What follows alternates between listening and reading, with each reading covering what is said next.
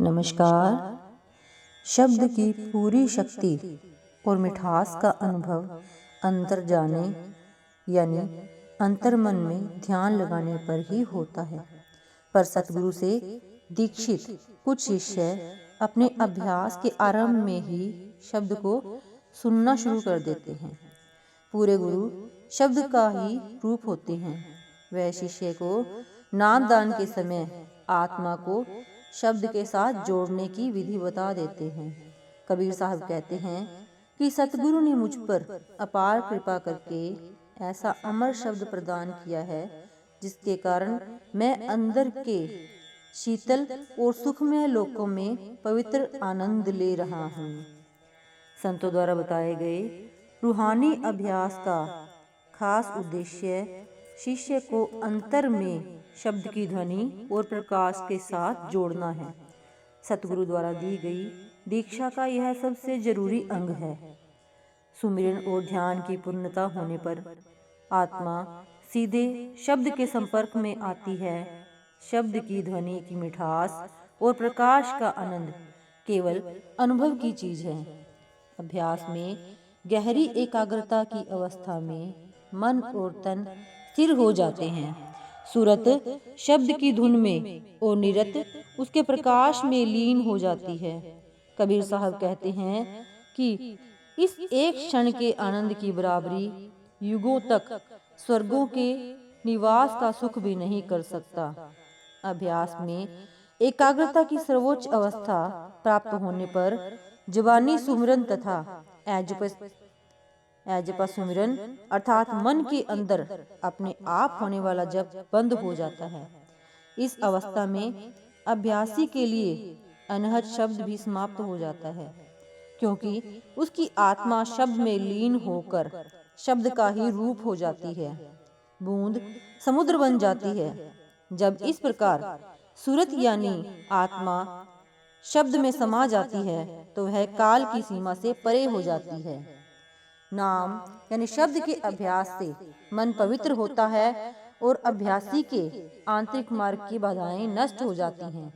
शब्द के अभ्यास से संचित कर्मों का विशाल ढेर जो जन्म जन्मांतरों से त्रिकुटी में जमा हो रहा होता है भस्म हो जाता है।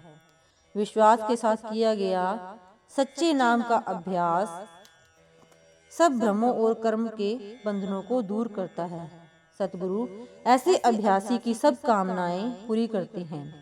स्थूल सूक्ष्म और कारण मंडलों में बिना कारण के कोई भी कार्य अथवा क्रिया नहीं हो सकती। मन और माया की सीमा में हर क्रिया के पीछे कोई न कोई कारण अवश्य होता है। इसी प्रकार इनकी सीमा में किया जाने वाला हर कार्य भविष्य में होने वाली किसी घटना का कारण बनता है। कार्य और कारण का यह सिलसिला आत्मा को मन माया के देश में बांधे रखता है। कार्य और कारण की इस कानून को कर्म सिद्धांत कहते हैं। कर्म और उसके फल के नियम के अनुसार ही जीव संसार में जन्म लेता है और यहाँ आकर सुख दुख भोगता है। मनुष्य को कर्म करते समय सोचना चाहिए। कर्म करने के बाद जब उसका फल भोगने का समय आता है तब पछताने से कोई लाभ नहीं होता, क्योंकि कर्मों के कानून के अनुसार जीव को अपने किए हुए कर्मों का भुगतना ही पड़ता है। अर्थात मनुष्य जैसा बीज बोता है वैसी ही फसल उसे काटनी पड़ती है और जो वह कमाता है उसी के अनुसार गुजारा करना पड़ता है। मनुष्य के कर्म चाहे अच्छे हों चाहे बुरे हों उसे मन और माया के देश में जकड़े रखते हैं। कर्मों की यह श्रृंखला कभी नहीं टूटती और हर कर्म के साथ इसमें नई कड़ियां जुड़ती जाती हैं। इस प्रकार मनुष्य अपने ही द्वारा बनाए गए बंधनों से इस सुख दुख के संसार में बंधा रहता है। कर्मों की ओर प्रेरित करने वाली ताकत मन है, जिसके आदेश के अनुसार ही शरीर कर्म करता है। कर्मों के कारण जीव बार बार संसार में आता है और मन हमेशा उसके साथ रहता है।